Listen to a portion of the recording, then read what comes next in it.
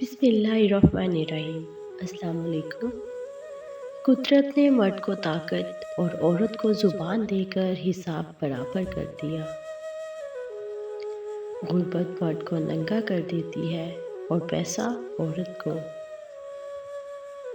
گناہ کا اصل مرکز عورت کا جسم اور مرد کا دماغ ہے۔ عورت کو ناقص العقل کہنے والے عورت کی ایک ادا پر ہی اپنی عقل کھو بیٹھتے ہیں۔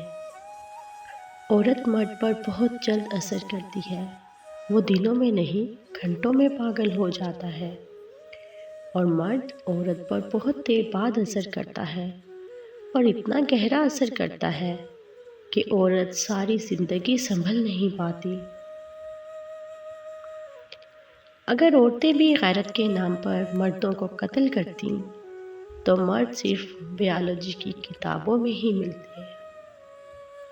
ویسے عورت آزادانہ رہنا چاہتی ہے، ظاہر کرتی ہے کہ اسے کسی کی ضرورت نہیں، مگر زندگی کے ہر موڑ پر مرد کی محتاج نظر آتی ہے، یہاں تک کہ اپنا دکھ درد سنانے کے لیے بھی اسے مرد ہی کا کندھا چاہیے ہوتا ہے۔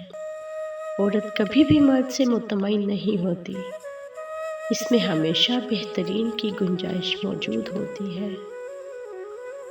کم عقل عورت اپنے شوہر کو غلام بناتی ہے اور خود ایک غلام کی بیوی کہلاتی ہے، جبکہ عقل مند عورت اپنے شوہر کو بادشاہ بناتی ہے اور خود اس کی ملکہ بنتی ہے۔